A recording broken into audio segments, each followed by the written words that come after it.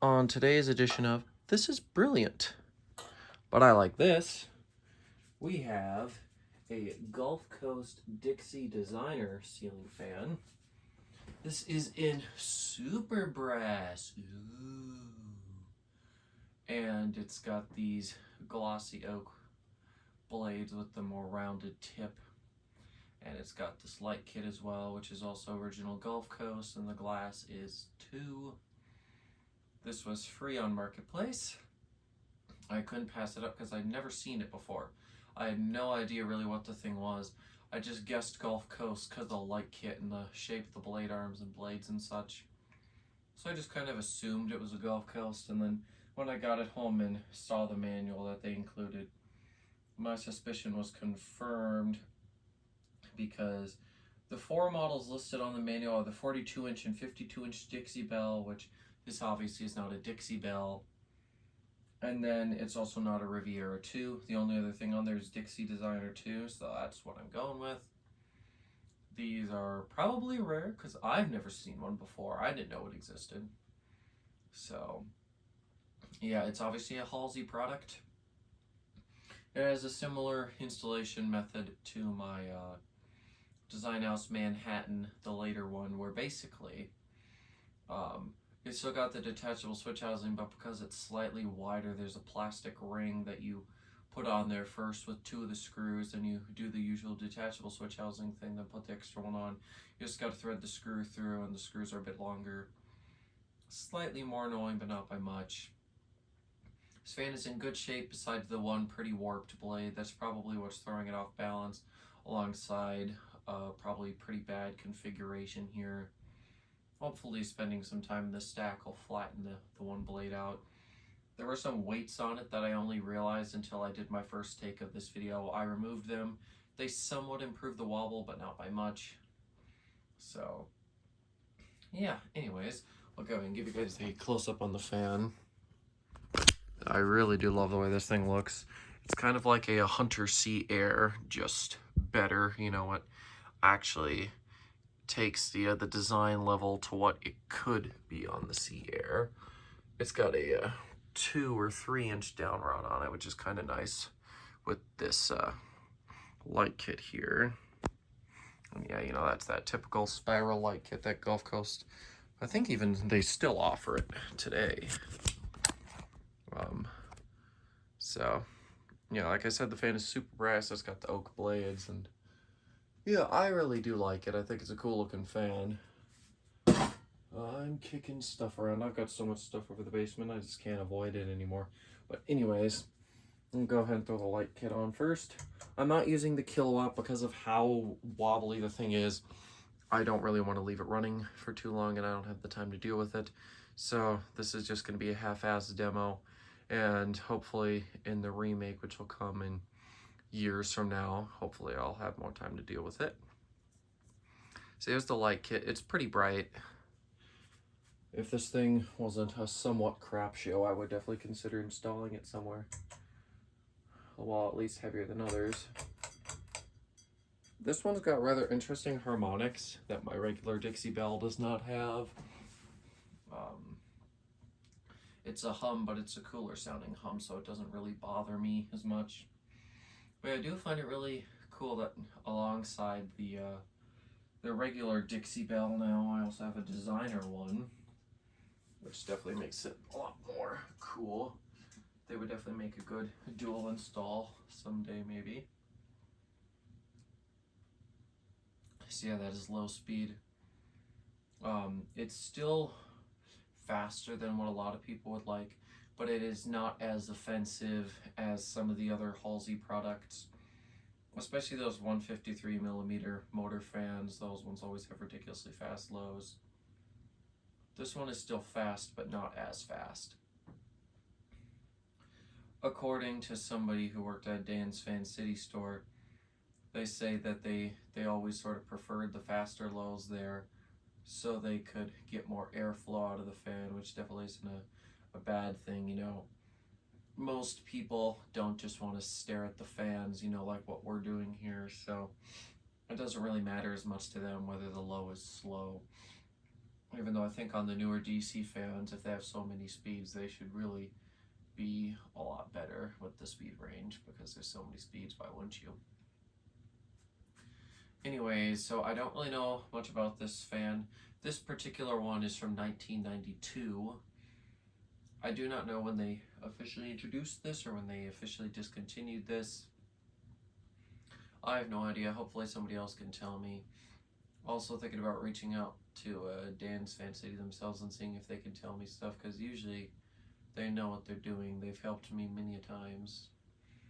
Anyways, I am going to go ahead now and take the fan up to medium. And we're already going to get a rather nasty wobble out of it. I'm going to put this pull chain there, so hopefully it doesn't tap on the glass and annoy us. But yeah, you know, it's besides that one warped blade, everything else is in perfect alignment, but that one warped blade is absolutely making this a shit show. Performance, though, is really good with it.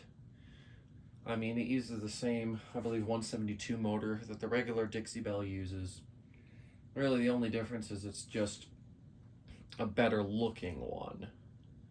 Well, at least in some people's opinion. Others probably prefer the classic look. And honestly, I kind of do as well. But I absolutely love this, but for different reasons. So yeah, it's medium. Go ahead now and take it to high. When I got the pull chains are clipped, so I had to do something about that. Oh, yep, here we go. I'll just hold it. Moves good air. Yeah, I'll let it go for a sec. And yeah, you can see the absolute death wobble that I'm getting out of it. I'm gonna turn it off because I can't live with that. Yeah, good performer though. It's got a really interesting noise to it that I'd certainly show off for you better if I could. Really, I would just need to break off in a separate clip and do startup, but I don't feel like doing that.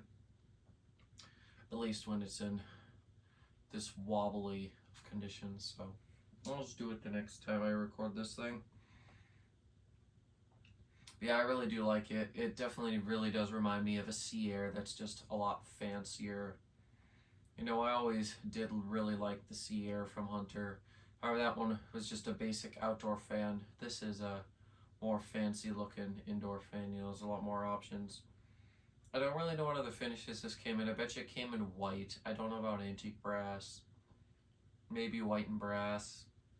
You know, when I first saw it, I thought maybe it was an early Futura, or a Futura that got its blade arms swapped or something like that. I really didn't know what to think of it, but I really do love this. It's such a cool looking fan. If I can get it to where it's reasonably balanced and such, I would absolutely love to install this somewhere. It's just so cool looking. It's a great performer. It lets off a lot of light. That light gets really bright. So hopefully one day this fan will give me the opportunity to put it somewhere else, because it really does deserve that. And spin down is really long here, actually.